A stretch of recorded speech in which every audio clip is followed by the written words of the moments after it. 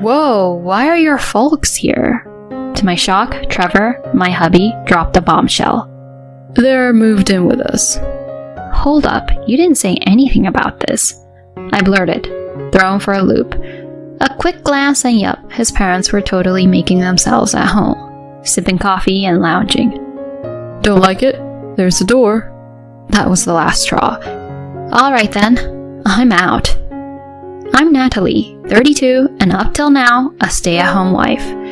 Trevor and I have been married for 4 years. We met at work, he was the point guy for a client. A couple of work projects in, drinks happened, sparks flew, and things got serious. Natalie, you're a total go-getter. You light a fire under me. Really? That means a lot. Totally. I'd always given my all, but rarely got any props for it. That was our jam. Easy conversations and post-work hangs.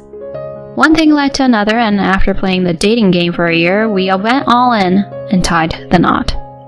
28 felt just about right for the whole till death do us part thing, and with him, it seemed like a solid bet. Marriage was a dream come true, at least at first. He couldn't whip up a meal to save his life, so I rocked the apron. He was always all, living solo meant fast food and grab and goes. Your cooking is pure home vibes. Thanks, love. Oh, it's my pleasure, as long as you're digging it. We were 2 peas in a pod. But then, his folks and their old school beliefs happened. Their mantra?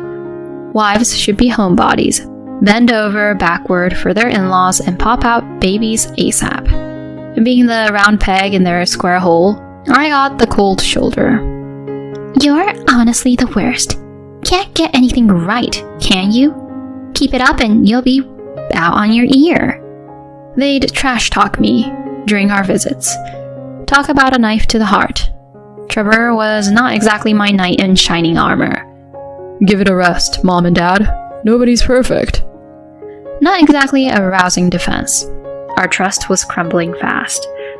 Buckling under parental pressure, I gave my job the boot. That was 2 years ago. He kind of nudged me towards the homemaker life. I made a case for Team Us working, but he went with the cut me some slack. My folks are up my grill, saying, you're walking all over me. Just go with it, so I catch a break. He looked genuinely beat, so I caved.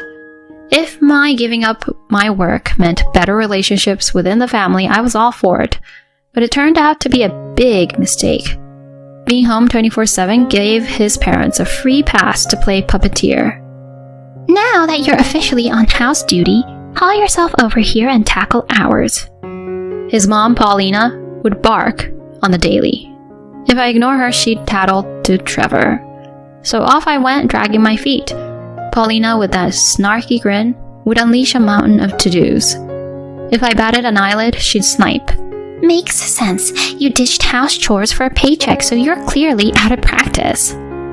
Fuming, I'd dive in, giving their place the full spa treatment, but she kept adding to the list. Honestly, I felt more like Cinderella before the ball than family. I was in a race against time, trying to knock out a crazy workload. My stubborn streak pushed me, but man was I worn out. Emotionally, physically, the whole 9 yards. When I'm hustling around at my in-laws, sometimes my father-in-law Mark is kicking back since he's got the day off. And trust me, the man doesn't hold back. Mind whipping up some coffee? Sure thing. Give me a sec. Hello, I said now. I'm on it. Jeez, what's with her? Every time he cranks up the volume, Paulina's right there adding her 2 cents. Seriously, what's her deal? Bet her folks would be a sight to see. You've met them, remember? Plain as day. Oh yeah, super vanilla. Yep, they even throw shade at my parents. That was the last straw. Okay, lay off. Trash talk me all you want, but leave my parents out of it. Say you're sorry. Apologizing for dissing my parents. I erupted, face flaming. They probably didn't expect me to talk back like that. They looked like deer in headlights. But then their pride kicked in. Whoa there, Missy. Know your place. For real? Who do you think you are talking back like that? Out. Now. So I booked it out of there. That evening, Trevor was all up in arms. My folks called. They said you caused a scene. What happened? They were trashing my family. Was I supposed to just take it? But you're part of this family now. Seriously? You too? Look, I can't deal with them anymore. Stop making this about you. This isn't a me thing. It's self-preservation. If you want this marriage to work, swear I won't have to face your folks again. Okay. I made my point so clear he didn't have a choice. From then on, no more in-law visits. At Christmas, Trevor did his family thing while I kicked back with mine. Just ditching the in-law drama was an instant stress buster. Life's been smooth sailing. Maybe that's why I got a surprise. I'm expecting. We've hit our 4-year mark, so this wasn't on my radar. My chill vibes probably made it happen. When I broke the news to Trevor, he was over the moon. Wow, we're gonna be parents. This is awesome, Nat. Let's make this a great journey. Wait till my folks hear. They'll be ecstatic. Ugh, why go there? I don't need reminders of their grandkid nagging. They'll probably want a mini Trevor and throw a fit if it's a girl. I brushed that off, focusing on the bub on the way. Just thinking about them stressed me out. Boy names? Girl names? I got lost in those thoughts. Trevor piped up. Mom and Dad want to throw a baby bash. But I was having none of it. No way was I erasing the past because of a new chapter. Meeting them? Hard pass. He was a bit bummed. Are you ghosting them for good? They're family. At least show up for the big moments. I sighed. Fine. Once the kiddo arrives, we'll do a quick intro. But if they cross a line, I'm done. Deal. He looked totally beat, but the root of it all was his folks and their treatment of me. If they'd been chill, we could have avoided the drama. Then came baby time. I safely delivered our bundle of joy, Lisa. Gosh, she's a cutie. Trevor was over the moon, always cooing and calming her. His parents swung by the hospital for a visit. I was a bundle of nerves seeing them, but thank goodness they were all eyes on Lisa.